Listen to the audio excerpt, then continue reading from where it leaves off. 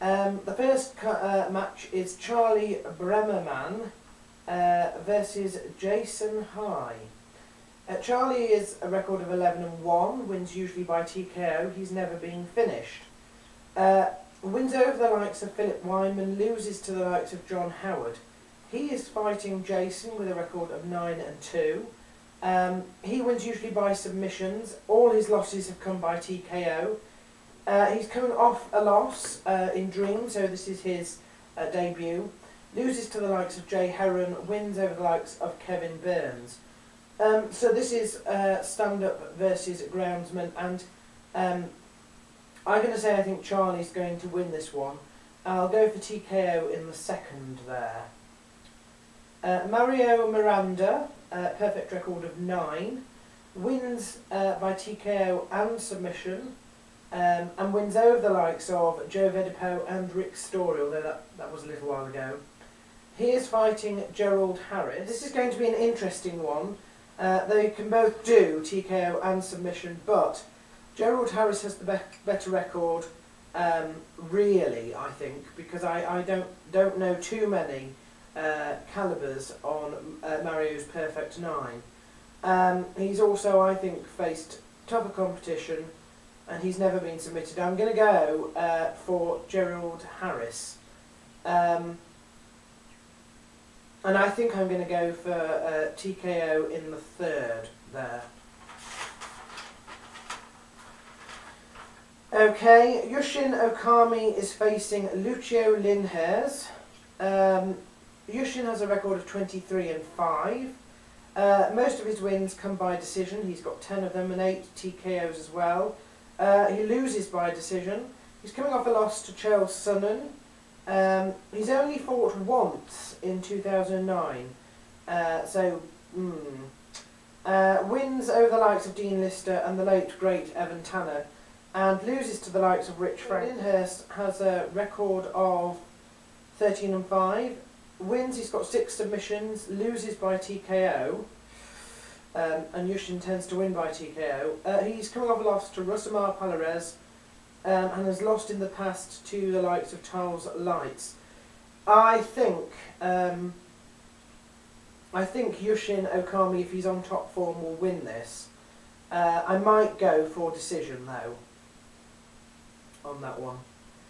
Okay, Carol Uno is fighting Gleason Thibault. Now Gleason Thibault is actually somebody I think who people don't really understand quite how much he's done. His record is 20-6, and he's an American top team fighter.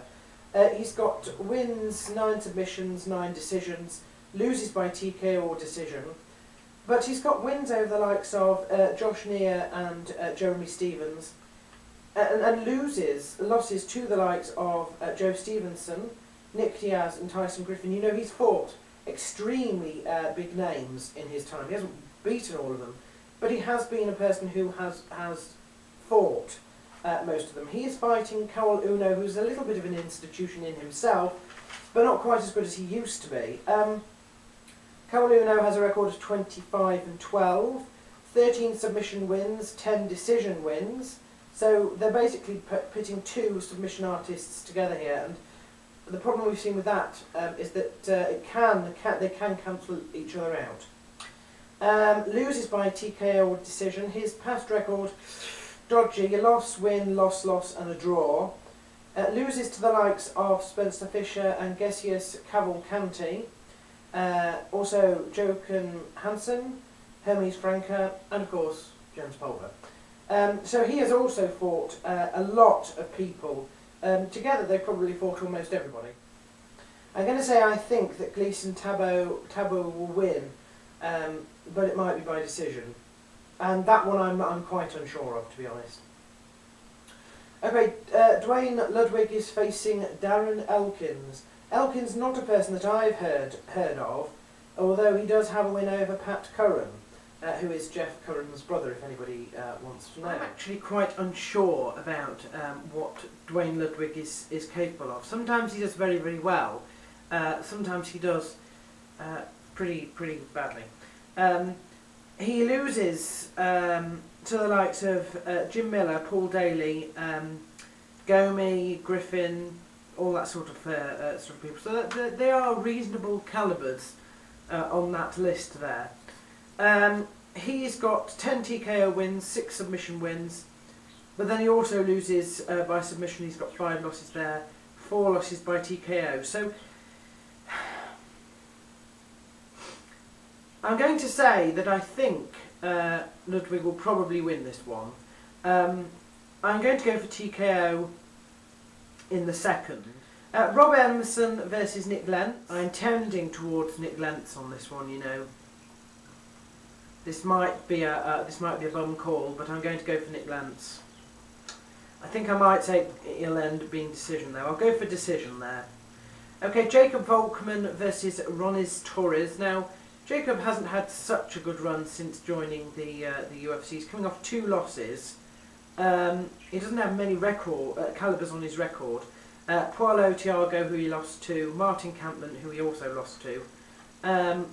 He wins usually by submission, loses by submission or decision, and unfortunately he's facing a submission artist and a TKO artist. Ronis has 7 submission victories, 5 TKO victories, and he hasn't ever been submitted himself. He is coming off a loss, but it was to Melvin Guillard. I'm going to go for Torres here, and I'm afraid I think it might be by submission. I'll go for bar submission in the first there. Andre Winner versus Rafaelo Oliveira. A difficult one to call. 10-3 versus 10-2.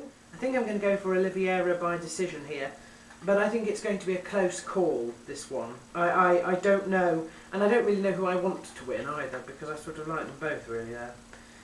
Ross Pearson versus Dennis Siver. He's another, Ross Pearson is another Englishman on this card. 10-3. He's on a 3-fight win streak. He wins submission TKO, but loses to sort of almost anything. He's facing Siver, who's on a 4-fight win streak. Record of 15-6. Loses by submission. Wins usually by TKO. I think if Ross Pearson decides to take this to the ground, he might win. I shall go for a bar submission in the second there. Nathan Quarry versus George Riviera. Again, another difficult one. I'm still going to go out on a limb, and I'm still going to say I think Nate Quarry will win this one, but I'm not really quite sure how. Roy Nelson versus Stefan Struve. You know, Roy Nelson is absolutely huge. His losses only come to people who are larger than him. Jeff Monson and Andrei Orlovsky. However, Stefan Struve is incredibly tall and has a nice habit of beating people he shouldn't be able to beat. He's actually beaten Paul Buentello, so who was much bigger than him. And he's got 14 submission wins. I'm going to go out on a limb here again and say I think Stefan Struve might win by submission. I'll go for choke submission in the third. That might be a silly way. It might not be a submission win, but that's intriguing for me. That's an intriguing matchup for me, I think. And Kenny Florian is fighting an institution in Gomi. You know, he's bounced back since Penn with his win over Guida. He's 12-4. Gomi is 31-5, and although this is Gomi's debut, he has fought almost everybody at some point. He has got 11 TKO victories, 14 decision victories, but he loses by submission, which is possibly Kenny Florian's area over him there. How it goes, I don't know. I think if Kenny Florian wins this one, it will show that Gomi is now sort of on the decline, which is something that I wonder about. I don't know. I'll go for Kenny Florian here, but I'm not quite sure how that's going to actually happen. Submitting Gomi, no, I probably think not. But can he? Does he have the sort of the spirit to beat him by decision? Possibly.